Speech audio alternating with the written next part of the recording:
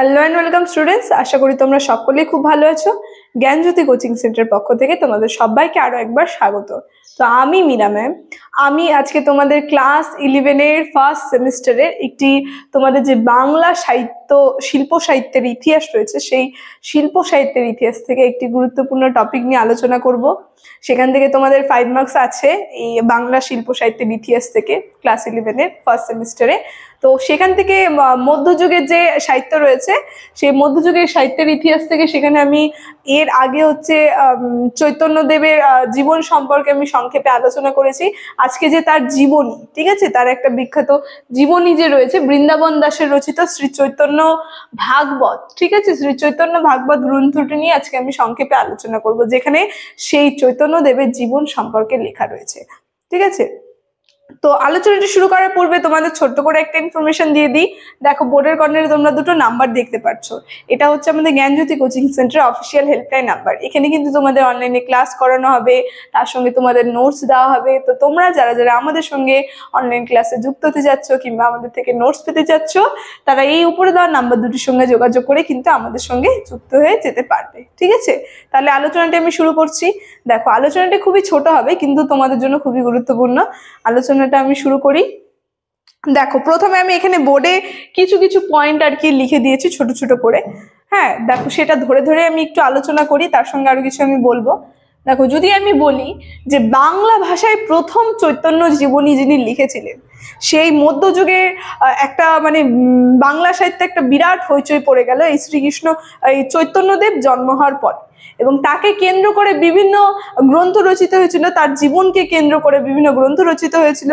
সেই তার মধ্যে যে বৃন্দাবন দাস যিনি ছিলেন, তিনি কিন্তু প্রথম এই চৈতন্যদেবের জীবন গ্রন্থটি লিখেছিলেন বাংলা ভাষায়। ঠিক আছে, দেখো, তাই আমি লিখে দিয়েছি যে এই যে চৈতন্য জীবনী যে রয়েছে, জীবনী গ্রন্থ প্রথম বাংলা ভাষায় যিনি লিখেছিলেন চৈতন্য জীবনী গ্রন্থ, তিনি কিন্তু ছিলেন এই বৃন্দাবন দাস।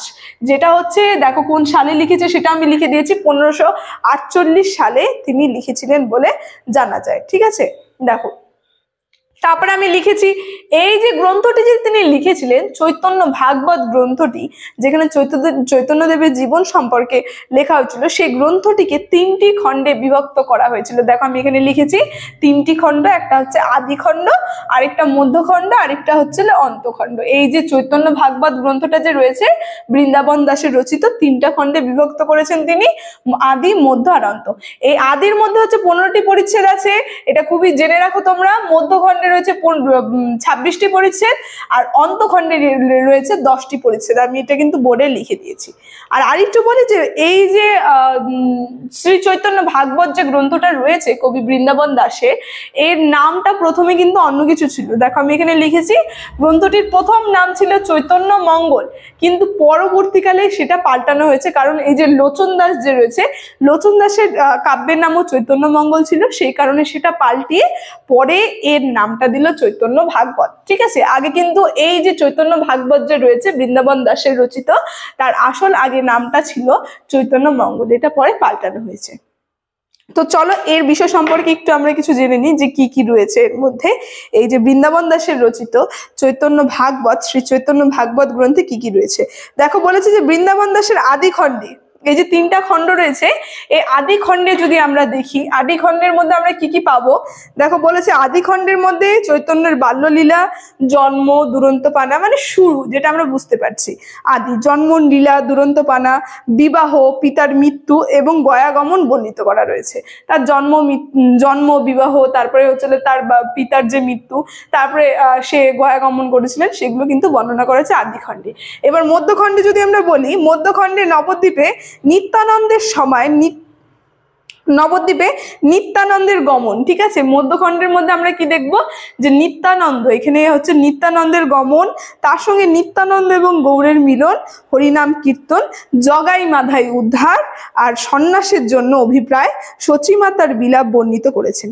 এর মধ্যে আমরা দেখব যে চৈতন্যদেবের জীবনে যখন নিত্যানন্দের সঙ্গে তার মিলন হয়েছিল, তার সাক্ষাৎ, হরিনাম প্রচার, তারপরে জগাই মাধাই উদ্ধার, এই সমস্ত বিষয় কিন্তু এই মধ্যখণ্ডের মধ্যে আমরা দেখতে পারবো। ঠিক আছে, তারপরে সচিমা মানে এই শ্রী চৈতন্য মহাপ্রভুর যে মাতার যে বিলাপ, মানে তার ছেলে যে সন্ন্যাস নিয়ে নিয়েছে, খুব কম বয়সে সন্ন্যাস নিয়ে যে তিনি গৃহত্যাগ করেছিলেন, এটা নিয়ে যে তার দুঃখ বিলাপ, সেগুলো কিন্তু এই মধ্যখণ্ডের মধ্যে আমরা দেখব বর্ণনা করা হয়েছে। বলেছে অন্তখণ্ডে কি রয়েছে, অন্তখণ্ডে রয়েছে নীলাচল বাসের কাহিনী।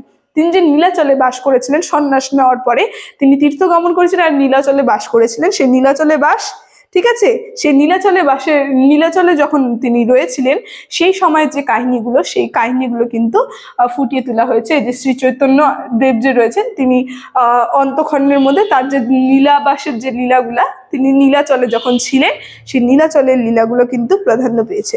বলছে প্রথম দুই